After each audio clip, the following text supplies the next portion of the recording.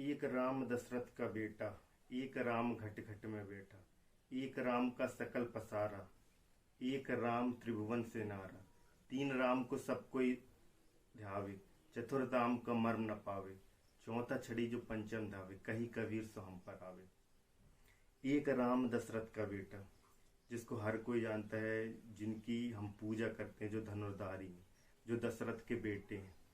ये व्यक्ति का एक तल है देखने का ईश्वर को, कि हाँ, एक व्यक्ति ने जन्म लिया जो मर्यादा पुरुषोत्तम है, भगवान ने अवतार लिया, उन्हें हर कोई जानता है, जो व्यक्तित्व के रूप में पूजे जाते हैं। ये पहला राम है।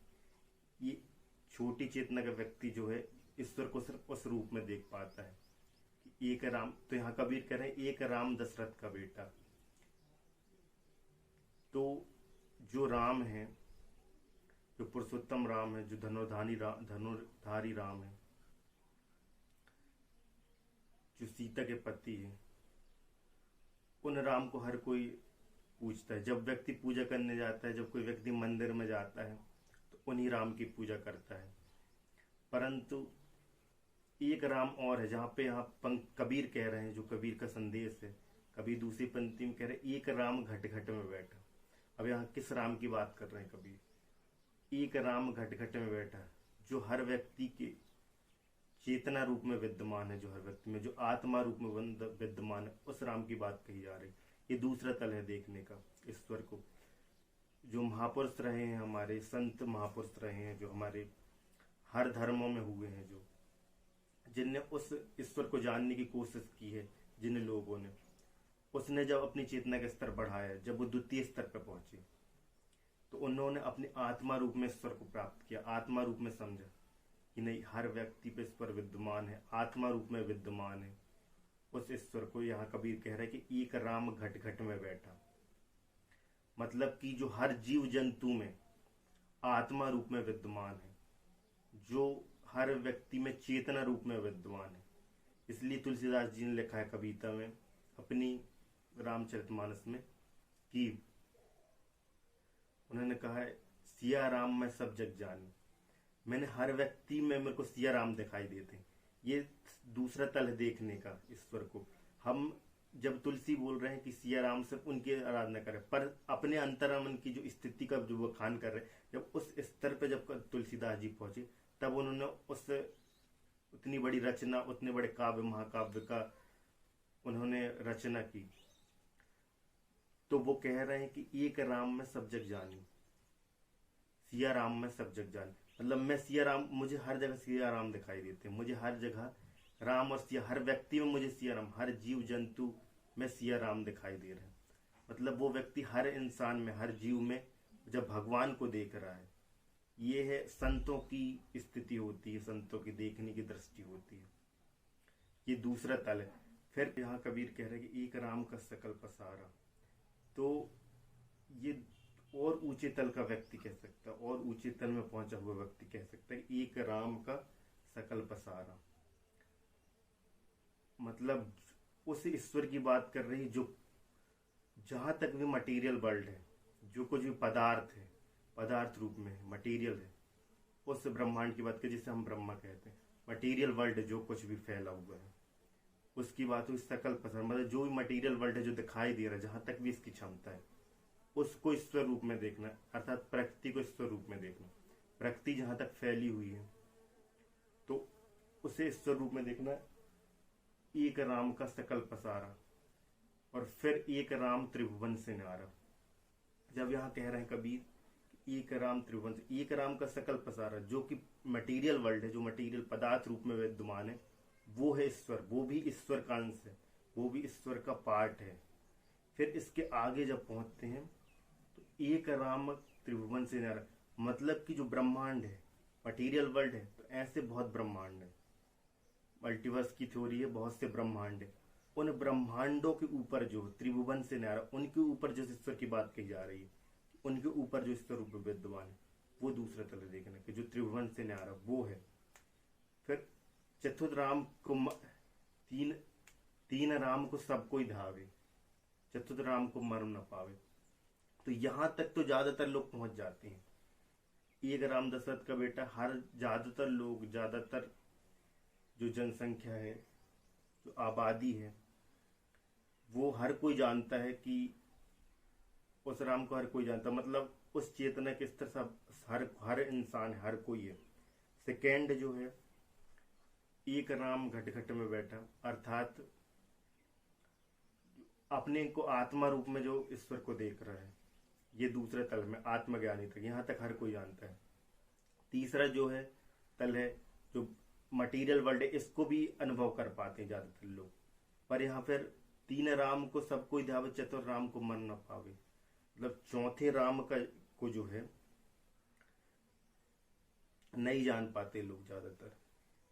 उस संत की स्थिति होती, चेतना का, व्यक्ति की स्थिति होती है उस राम को देखने की। चतुर्थ राम को मर न पावे, अर्थात ये कह रहे, जो त्रिभुवन से नारा वहां तक तो पहुंच गए।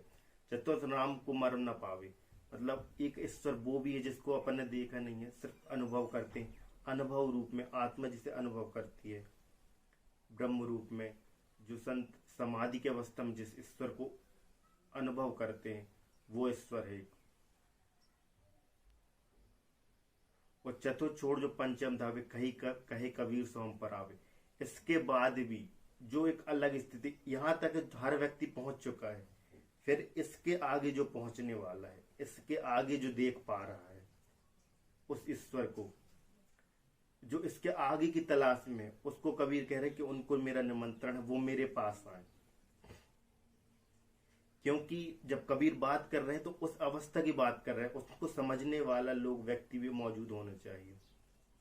पांचवी अवस्था, पांचवी ईश्वर की बात वो कबीर कर रहे हैं, और लोग वहां तक पहुंचे नहीं। तो जो उस पांचवी की तलाश में, चार तक की तो उसने बहुत खोज किया, पहले खुद को जाना, आत्मज्ञान प्राप्त किया, ब्रह्म ज्ञान प्राप्त किया, सभी तरीके से ईश्वर को जानने की कोशिश की, पर एक अंतिम अवस्था है जिस रूप में ईश्वर को देखना है, उसको जिसको तलाश है, वो कभी कह रहे मेरे पास आओ। उस वो ईश्वर का जो अनुभव है वो सत्संग के द्वारा ही प्राप्त हो सकता है, सत्य के संग के साथ ही प्राप्त होता है। सज्जनों की के साथ इकट्ठा होकर ही उस ईश्वर के ज्ञान को जाना जा सकता है, उस ईश्वर को समझा जा सकता है।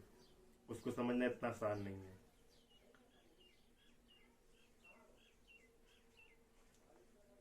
तो यहाँ पे जो कबीर कह रहे हैं कि उन लोग वो हमारे पास आए, क्योंकि छोटी सोच वाले व्यक्ति लोग जाएंगे कबीर के पास, हम राम के पुजारी हैं, राम को पूछते हैं, हम हर व्यक्ति आत्मा रूप में विद्यमान है, हर व्यक्ति आत्मा स्वरूप है, सब में आत्मा है, हर व्यक्ति के अंदर आत्मा, हर बात कर लेंगे, हर व्यक्ति कर लेगा इस तरीके की बात। पर कबीर का जो भावार्थ वो नहीं समझ पाएंगे लोग। उनका जो संतों की जो वाणी है, उनका अर्थ वही व्यक्ति समझ सकता है, हर व्यक्ति को समझ में नहीं। इसलिए कबीर कहते सिर्फ वो लोग मेरे पास है। कबीर कौन लोगों की तलाश, उसके खोजी हैं, तो उसकी बात यहाँ पे हो रही। तो ये है कबीर का संदेश। ये संदेश है, ये संत महापुरुष जो ईश्वर को देखते हैं निराकार स्वरूप, उसकी अवस्था जब उस लेवल में पहुंच जाते, उस ईश्वर की बात यहाँ पे कबीर कर रहे हैं। पहला जो तल है, एक राम, जो जय राम जय राम, मैंने देखा हूँ कई गांव में राम के नाम पर लोग, जो नाम राम के नाम पे जो है सबसे ज्यादा लोग बुरा हो रहा है आज के समय में। जो गुंडागर्दी, राम के नाम लेकर गुंडागर्दी हो रही है, ईश्वर के नाम पर गुंडागर्दी हो रही है। कुछ जैसे आज के समय में कई बहुत से गांव हैं ऐसे जहाँ पे प्रभात फेरी होती है, जिसपे सीताराम सीताराम बोला जाता है। सुबह से उठते हैं लोग 5 बजे से समूह बनाकर और पूरे गांव पे भ्रमण करते हैं। इसके बाद भी उन लोगों के जीवन में कोई परिवर्तन देखने को नहीं मिल रहा है। उसके बाद उनका तो, जैसे तुलसीदास जी ने कहा, सिया राम में सब जग जानी, उनको तो हर व्यक्ति में सिया राम दिख जाना चाहिए, पर वो उस राम के मर्म को नहीं जानते। इस वजह से वो जय राम भी बोल रहे, फिर उनके जीवन में कोई अर्थ नहीं समझ में आ रहा, उनके जीवन में कोई बदलाव नहीं, उनके व्यक्तित्व में कोई बदलाव नहीं, उनका जीवन सुखमय नहीं हो पा रहा। रीजन, क्योंकि तुम राम राम बोल तो रहे हो, पर उस राम की महिमा को नहीं जान पा रहे, उस पुरुषोत्तम के मर्म को नहीं, उस राम को जी नहीं पा रहे, उस धनुर्धरी के जीवन को तुमने अच्छे से पिया नहीं है, उसके व्यक्तित्व को जिया नहीं है, उसके व्यक्तित्व को ग्रहण नहीं किया। तुम ऊपर ऊपर से हाँ हम नाम लेंगे, नाम लेने को तैयार है, पर उनके व्यक्तित्व को ग्रहण नहीं करेंगे, उनको समझने की कोशिश नहीं करेंगे, कोई समझाएगा नहीं। हम राम को जानना नहीं चाहते, हम राम राम बोल लेंगे। इस प्रकार ये सिर्फ नाम हो गया। जब तुम राम राम बोल रहे हो बिना जाने, उस राम के मर्म को बिना जाने यदि कोई राम राम बोल रहा है तो सिर्फ वो राम राम ही बोल रहा है और कुछ नहीं कर रहा है।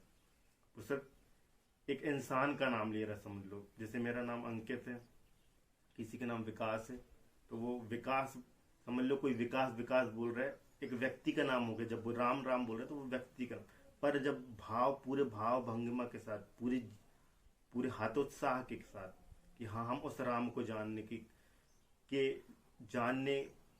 लिए आतुर हैं, उस राम के पैर पकड़ रहे हैं, उस पुरुषोत्तम को हम जानने की कोशिश कर रहे हैं, हाँ हम उसका मर्म जानते हैं।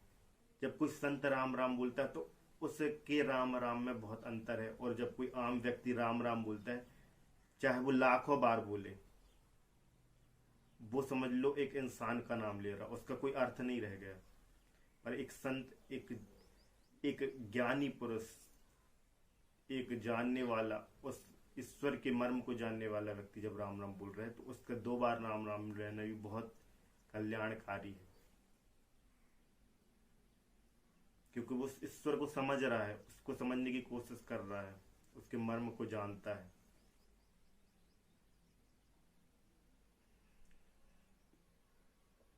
उस ईश्वर की जो गरिमा है उसको जानता है वो, जब वो राम राम बोल रहा है। तो हम सिर्फ चीजों को जो कर्म कांड बना दिए गए हैं उनको सिर्फ अप्लाई करने की कोशिश ना करें जीवन में, उसको सिर्फ उतार लेते हैं हम बस।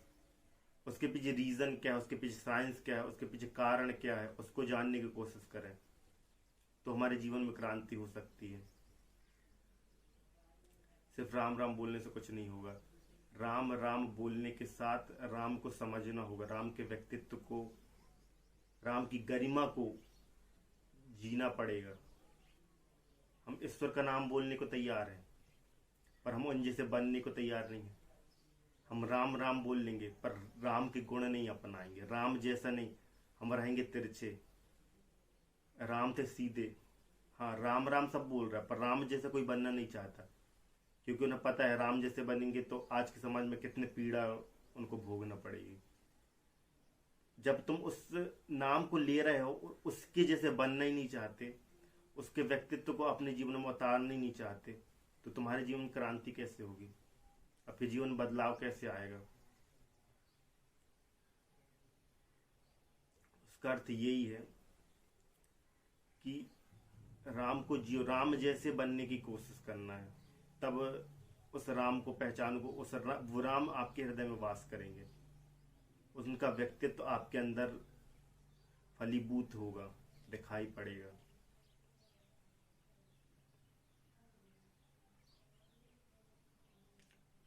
राम को भजना नहीं, राम जैसा बनना है, कोशिश करना है। पूरी तरीके से ना बन सके, कुछ तो प्रयास करें कि राम जैसे। पहले उन्हें समझना पड़ेगा बनने से पहले। जब तुम समझ जाओगे तभी बन सकते हो। पहली कड़ी समझना है, वो लोग समझना ही नहीं चाहते। तो सिर्फ नाम न ले, उसके मर्म को जानने की कोशिश करें, उस ईश्वर को समझने की कोशिश करें, उस निराकार सत्ता को। जीवन का अंतिम लक्ष्य यही है, हर व्यक्ति को यही अंतिम लक्ष्य यही है कि उसी को पहचानना, उसी को जानना है। इस जीवन में इसलिए आया हर व्यक्ति। सिर्फ भोग विलास करके और चले जाना, बस इतना ही जीवन का लक्ष्य नहीं है। सिर्फ इतना ही कर लेना ये जीवन का उद्देश्य नहीं है। जीवन में कुछ बड़ा करना, उस ईश्वर को, उससे बड़ा कुछ नहीं है, उस ईश्वर को जान लेना वही सबसे बड़ा कार्य है, क्योंकि हम उसी के अंश हैं और उसी को देखना है। हम छोटे अंश से वो बड़ा रूप में, उसी से हम अवतरित हुए और उसी में फिर से मिल जाना, यही हमारा उद्देश्य है। उसको समझना यही हमारा उद्देश्य है, जिसका लोग पालन नहीं करते।